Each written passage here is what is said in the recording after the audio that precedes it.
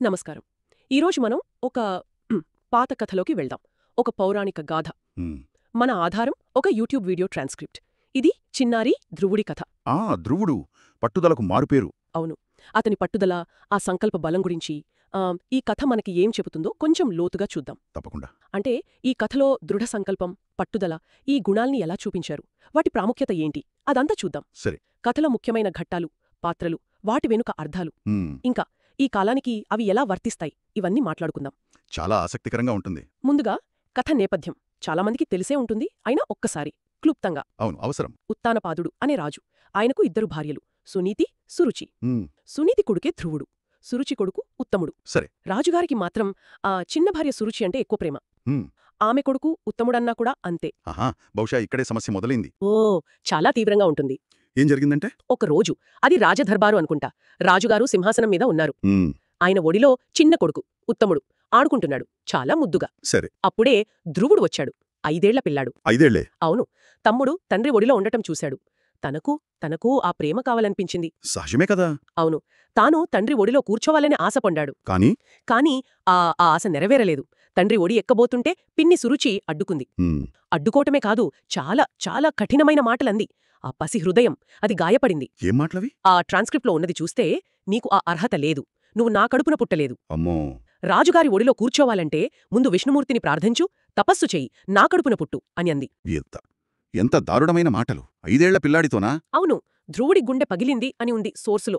ఆ వయసులో అలాంటి మాటలు, ఆ తిరస్కారం భరించడం, ఊహించడమే కష్టం. నిజమే. ఇక ఆ అవమానం తట్టుకోలేకపోయాడు. ఏడుస్తూ తల్లి సునీతి దగ్గరకు పరిగెత్తాడు. పాపం. జరిగినంతా చెప్పి భోరుమన్నాడు. మరి తల్లేం చేసింది సునీతి? సునీతి కొడుకు బాధ చూసి తల్లడిల్లిపోయింది. వెంటనే దగ్గరకు తీసుకుంది, ఓదార్చింది. హ్మ్. కాని ఇక్కడ నాకు ఆసక్తికరంగా అనిపించింది ఏంటంటే, ఆమె కేవలం ఏడవకు నాయనా అని ఊరుకోలేదు. ఓ. పిన్ని మాటల్లో కొంచెం వాస్తవం ఉంది అని ఒప్పుకుంది. కాని దాన్ని దాటే మార్గం చూపించింది. అంటే కేవలం సాంత్వన కాదు. కాదు, ఒక రకంగా అది వ్యూహం, ఒక మార్గదర్శనం. శ్రీమహావిష్ణువు దయ ఉంటే ఏదీ అసాధ్యం కాదు, నువ్వు ఆయన కోసం తపస్సు చెయ్యి, నీ కోరిక తీరుతుంది అని ప్రోత్సహించింది. ఆహా. ఇక్కడ సునీతి పాత్ర మీరు చెప్పినట్లు చాలా కీలకం. ఆమె స్పందన గమనించాలి. కొడుకు మీద ప్రేమ ఉంది నిజమే, కాని అదే సమయంలో ఆ అవమానాన్ని, దాన్ని ఒక శక్తిగా మార్చే ప్రయత్నం చేసింది. అవును. సురుచి మాటల్లోని సవాలుంది గదా, నా కడుపున పుట్టు అని. దాన్ని స్వీకరించి దానికొక ఆధ్యాత్మికమైన పరిష్కారం చూపించింది. కరెక్ట్. ఆ భగవంతుణ్ణే ప్రసన్నం చేసుకో అని చెప్పడం ద్వారా ఆ కోరిక స్థాయిని పెంచేసింది. కేవలం తండ్రి ఒడి అనే మామూలు కోరికను భగవంతుడి అనుగ్రహం అనే పెద్ద లక్ష్యం వైపు మళ్లించింది. నిజమే. ఇది తల్లిగా ఆమెకున్న పరిణతిని, వివేకాన్ని చూపిస్తోంది. ఒకవేళ ఆమె సురుచిని తిడుతూ కూర్చుంటే ధ్రువుడి కదా బహుశా వేరేలా ఉండేదేమో. నిజమే. తల్లి మాటలతో ధ్రువుల్లో ఆ ఆవేశం తగ్గింది, కాని పట్టుదల అది పెరిగింది. ఆ అవమానమే ఒక నిప్పుకణంలా మారింది. 5 ఏళ్ల బాలుడు. అదే ఆశ్చర్యం. ఆటపాటల వయసులో అడవికి వెళ్లి తపస్సు చేస్తానని బయల్దేరాడు. రాజ్యం, సుఖాలు, తల్లిఒడి అన్ని వదిలేసి. కేవలం విష్ణు దర్శనం కోసం. అంతే. ఆ లక్ష్యంతో అరణ్యానికి పయనమయ్యాడు. ఎంత సంకల్పబలం! ఊహించలేం. అడవి దారిలో వెళ్తుంటే ధ్రువుడికి నారద మహర్షి కనిపించాడు. నారదుడు. ఆయన పాత్ర ఎప్పుడూ ఆసక్తికరమే. అవును. ఇక్కడ కూడా అంతే. ఆయన మొదట ధ్రువుణ్ణి చూసి, బాలకా, ఇంత చిన్నవాడివి, ఈ కఠిన తపస్సు నీకెందుకు అన్నాడు. క్షత్రియులకు ఇలాంటివి సరికాదు, ఆటపాటలతో సుఖంగా ఉండాలి, ఇంటికి వెళ్ళు అని వారించాడు. ఇది మొదటి అడ్డుకి, ఒక పరీక్షలాంటిది. సరిగ్గా చెప్పారు. నారదుడిని కేవలం అడ్డుకునే వ్యక్తిగా చూడలేం. ఆయన ఒక రకంగా ధ్రువుడి నిశ్చయాన్ని పరీక్షిస్తున్నాడనిపిస్తుంది. అవును, కావచ్చు. ఇంత చిన్న వయసులో ఇంత పెద్ద నిర్ణయం, దాని వెనక బలమెంతుంది? అది ఊరికే వచ్చిన ఆవేశమా లేక నిజమైన దీక్ష అని తెలుసుకోవాలనుకున్నారేమో. ఎందుకంటే తపస్సు అంత సులభం కాడు కదా. అస్సలు కాదు. దానికి శారీరక, మానసిక స్థైర్యం చాలా కావాలి. ఒకవేళ ధ్రువుడు నారదుడి మాటలకు సులభంగా ఒప్పుకొని వెనక్కి వెళ్ళిపోతే అతను తపస్సుకు ఇంకా సిద్ధంగా లేడని అర్థం. అయితే ధ్రువుడు తగ్గలేదు. లేదు. స్వామి, నాకు మీ ఆశీర్వాదం కావాలి, కాని నన్ను నా దారి నుంచి తప్పించకండి అని చాలా చాలా దృఢంగా చెప్పాడు. ఆ పట్టుదల చూసి నారదుడు ముచ్చటపడ్డాడు. ధ్రువుడి పట్టుదలకు మెచ్చిన నారదుడు అని సోర్స్లో ఉంది. ఇక అతనికి సరైన దారి చూపించాలి అనుకున్నాడు. ఇక్కడ మరో ముఖ్యమైన విషయం చూడాలి. పట్టుదల ఉంది, లక్ష్యం స్పష్టంగా ఉంది. కాని సరైన మార్గం తెలియాలి కదా. ఎలా వెళ్ళాలి? అవును. గురువు లేదా మార్గదర్శి, ఆ పాత్ర ఇక్కడే వస్తుంది. నారదుడు ఆ పాత్ర పోషించాడు. కేవలం సంకల్పం ఉంటే సరిపోదు, దాన్ని సరైన దిశలో పెట్టే జ్ఞానం, గైడెన్స్ అది కావాలి. అవును. అందుకే నారదుడు ధ్రువుడికి తపస్సుకు చాలా శక్తివంతమైన సాధనంగా చెప్పబడే మంత్రాన్ని ఉపదేశించాడు. అదేనా ద్వాదశాక్షర మంత్రం? అవును. ఓం నమో భగవతే వాసుదేవాయ, విష్ణువును ఉద్దేశించిన 12 అక్షరాల మహామంత్రం. ఈ మంత్రాన్ని ఏకాగ్రతతో జపిస్తూ మనసును భగవంతుడిపై లగ్నం చేసి తపస్సు చేయమని చెప్పాడు. సరే. మార్గం దొరికింది. నారదుడి ఉపదేశంతో ధ్రువుడు మధువనం అనే పవిత్ర ప్రదేశానికి వెళ్ళాడు. యమునా నది ఒడ్డున హ్మ్, ఒక చెట్టు కింద కూర్చున్నాడు. కళ్ళు మూసుకున్నాడు. మనసును పూర్తిగా భగవంతుడిపై కేంద్రీకరించాడు. కఠోర తపస్సు మొదలు. అవును, తపస్సు అంటే ఊరికే కూర్చోవడం కాదు కదా, తీవ్రమైన ఏకాగ్రత, ఇంద్రియ నిగ్రహం. అన్నీ వదిలేయాలి. ఆహారం, నీళ్లు, నిద్ర అన్నీ మానేసి కేవలం మంత్రజపం, భగవద్ధ్యానం దాంట్లోనే మునిగిపోయాడు. చిన్నపిల్లాడు. రోజులు గడిచాయి, వారాలు, నెలలు. ఆ పసివాడి దీక్ష ఏమాత్రం తగ్గలేదు, ఇంకా తీవ్రమైంది. హ్మ్, అతని తపస్సు వేడికి లోకాలన్నీ ప్రభావితమయ్యాయని కూడా అంటారు. చివరికి ఆ బాలుడి అచంచల భక్తికి, నిష్కల్మషమైన హృదయానికి. కఠోర దీక్షకు శ్రీ మహావిష్ణు ప్రసన్నుడయ్యాడు. ఆహా. మన సోర్స్లో వర్ణించినట్లు శంఖం, చక్రం, గద, పద్మం ధరించి, కిరీటం కౌస్తుభమణితో, దివ్యమైన కాంతితో. అవును, గరుత్మంతుడిపై కూర్చుని ధ్రువుడి ముందు ప్రత్యక్షమయ్యాడు. అద్భుతం. ఈ ఘట్టం కథలో ఇదే అత్యంత కీలకం. మనం సాక్షాత్కారం గురించి మాట్లాడుతున్నాం. అవును, అంటే భగవంతుణ్ణి డైరెక్ట్గా చూడటం, అనుభూతి చెందడం. ఇది ధ్రువుడి పట్టుదలకు, ఏకాగ్రతకు, దానికి లభించిన హయ్యెస్ట్ రివార్డ్. నిజమే. కాని అంతకంటే ముఖ్యమైనదొకటుంది. అతని కోరిక ఎలా మారిపోయిందో చూడాలి. మొదట అతను బయలుదేరింది దేనికోసం? తండ్రి ఒడి, ఒక లౌకికమైన గుర్తింపు. అవును, కాని తపస్సులో, ఆ ఏకాగ్రతలో, ఆ భక్తిలో ఆ కోరిక ఎప్పుడో మాయమైపోయింది. ఇప్పుడు భగవంతుని చూసిన ఆనందంలో, ఆ దివ్య రూపం ముందు అసలు తను ఎందుకు తపస్సు మొదలుపెట్టాడో కూడా గుర్తులేదతనికి. అదా సంగతి. ఇది చాలా చాలా లోతైన విషయం. పట్టుదల అనేది కేవలం లక్ష్యాన్ని చేర్చడమే కాదు, కొన్నిసార్లు ఆ లక్ష్యాన్నే మార్చేస్తుంది, ఉన్నతమైన స్థితికి తీసుకెళ్తుంది. నిజంగా అద్భుతం. విష్ణుమూర్తి చిరునవ్వుతో ధ్రువుణ్ణి చూసి, బాలా, నీ తపస్సుకు మెచ్చాను, నీ భక్తికి మెచ్చాను, నీ మనసులో ఏముందో చెప్పు అని అడిగాడు. మరి ధ్రువుడు? ధ్రువుడు ఆ భగవంతుడిని చూసిన ఆనందంలో మునిగిపోయి ఏమీ అడగలేకపోయాడో, మాట రాలేదు. అప్పుడు విష్ణువే, ఆయనే అంతర్యామి కదా, అతని మనసులోని అసలు గోరికను, అతని అర్హతను గుర్తించి వరమిచ్చాడు. ఏం వరమిచ్చాడు? అదే అసలైన గొప్ప విషయం.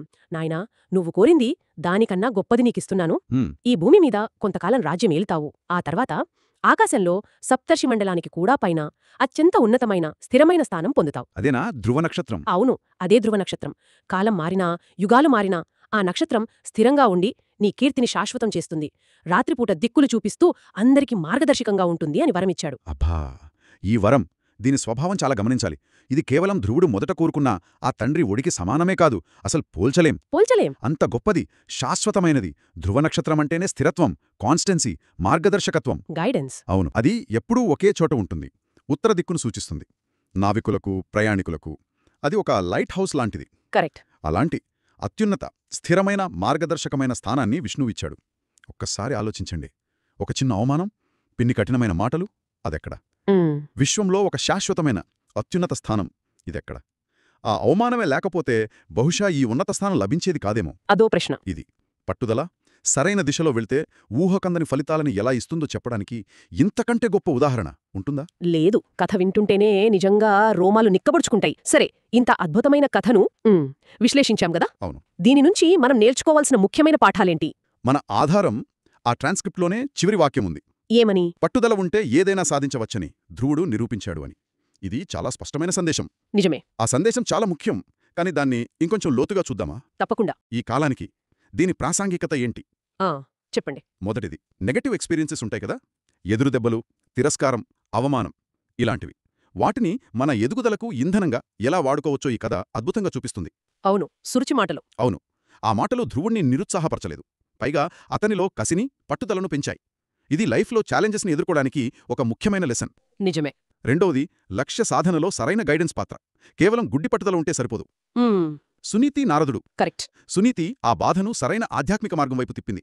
నారదుడు సరైన సాధన పద్ధతి నేర్పించాడు. అంటే మన సంకల్పానికి, మన కష్టానికి సరైన డైరెక్షన్ దొరికినప్పుడే బెస్ట్ రిజల్ట్స్ వస్తాయి. చాలా ఇంపార్టెంట్ పాయింట్. మూడవది, కోరికల పరివర్తన. మొదట చాలా చిన్నదిగా, మామూలుగా అనిపించిన కోరిక తండ్రి ఒడి. అవును. అది సరైన సాధన, పట్టుదల వల్ల ఎలా ఒక ఉన్నతమైన ఆధ్యాత్మిక లక్ష్యంగా, భగవద్దర్శనం, ధ్రువపదంగా మారిందో చూశాం. అవును. ఇది మన జీవితంలో కూడా జరగవచ్చు. మనం ఒక గోల్తో స్టార్ట్ అయినా ఆ జర్నీలోనే మనకు ఇంకా పెద్ద గోల్స్ ఏర్పడవచ్చు. మన పర్సనాలిటీ మారొచ్చు. నిజమే. ఇక చివరగా, ఈ కథ కేవలం ఒక పురాణ గాథగా మిగిలిపోదు.